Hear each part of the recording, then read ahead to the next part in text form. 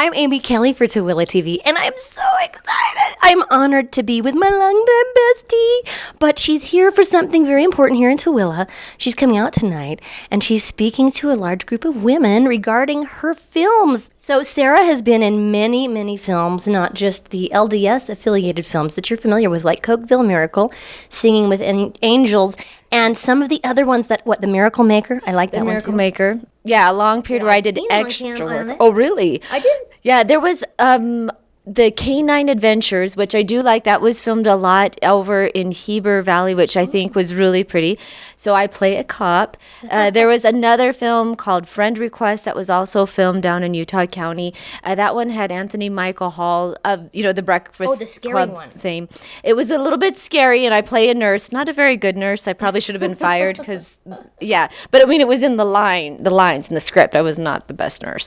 So anyway. And then, the more recently, it was Singing with Angels that came out in theaters, and right now you can watch it online, and then pretty soon, soonish, it will be on DVD. Well, it's always been a treat for me to watch you. Like I said, I've known Sarah for a while now, and watching you go through your life and just kind of blossoming as an actress, and then all the new roles that you're having, and then now being famous in the LDS community, especially with all the things you're doing, do you find it fun? I mean, when people come up to you and go, I know you.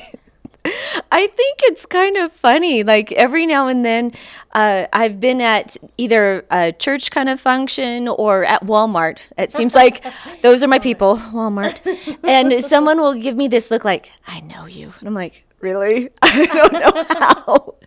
And then I realize, okay, you've watched the film recently or, some kind of a thing like that. And I think it's kind of cool. I remember one time a lady at Costco just, oh, hi. And she wanted to give me a hug. And I was like, okay, I don't think we know each other for realsies, But it was neat that she just felt that connection. And then she realized, I haven't actually met you, but I saw the film recently. It was Cokeville Miracle. And she had she liked the film. She had a good experience watching it. And so she felt that connection. So do you think that people, when they do feel that connection, they feel like they almost know you, but what's something that they wouldn't know about you that would be so fun for them? A little fun fact. There's a lot of things. Probably the most common one, which is my grandmother's Japanese. She's from Kawaguchi, which is part of the Saitama-ken, so the Saitama Prefecture in Japan. And I'm a quarter Japanese. That's my degree's in Japanese from BYU. So I think a lot of people, they'll look at me and they'll think, okay, I probably could guess where she's from. They have no idea. And because you would be so surprised, though, really. And yet you speak fluent Spanish as well. I'm conversational in Spanish and conversational in Portuguese. So I try to keep it real, but I do find that the more that I am conversant or fluent in other languages, the better tacos I get, the better sushi. It makes a difference. It does make a difference. Yeah. And you are also quite the humanitarian. Not everybody knows that about you. Tell them what your new adventures are going to be. Okay, so I am pretty excited and nervous. My new adventure is going to Belize in September for the King's Orphanage down in Belize. But I am really excited. It's going to be at the orphanage down in Belize for some children, and we're going to help them, and it'll be really exciting. Well, that is so neat. And you've been all around the world. You travel a lot. You get to see the funnest things. I just saw your pictures with Italy or somewhere down there where you had been as well. And I mean, it's exciting, but when you take all of your life experience, how do you channel that into the characters that you get to play?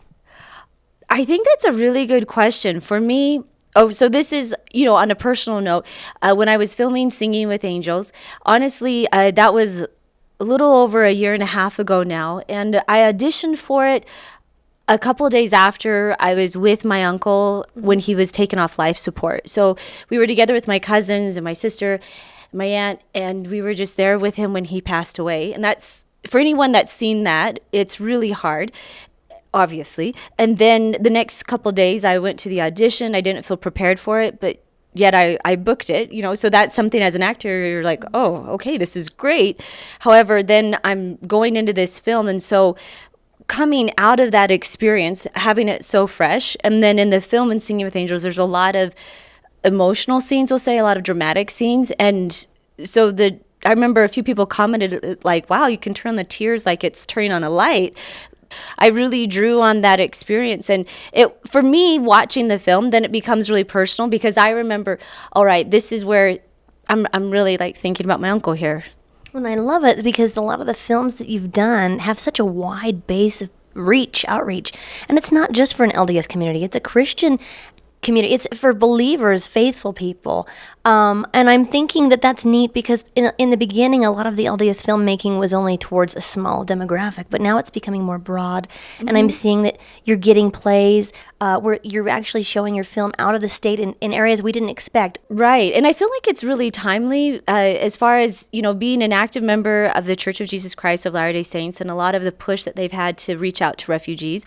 When we had the premiere for Singing with Angels, some of my close friends that are Muslim, they came to it and they were touched by the film. They loved it. And I thought it was neat to have we had one of the apostles, I want to say Elder Christofferson was there for the premiere, as well as this family that I'm very close with, and they're Muslim. And to me, it just felt like it was a way that kind of embodied what I guess you could say, the awareness that right. I feel like our church presidency wants us to have as saints, as Latter-day Saints, that we're aware that there are refugees from other countries and we may not all show up to the same church on the same day. However, family values, believing in God, believing in prayer, and also serving one another and just having hope and faith, that's something that's universal. And I feel like anytime we tap into the universal truths, that's something, it doesn't matter what language you speak or where you're from, it resonates with everyone. It's always fun to get together and reminisce, and we have a great time, and I'm so excited for you in the future films and the things that you'll be in, and I'm always keeping an ear to the ground to see what you're going to do next.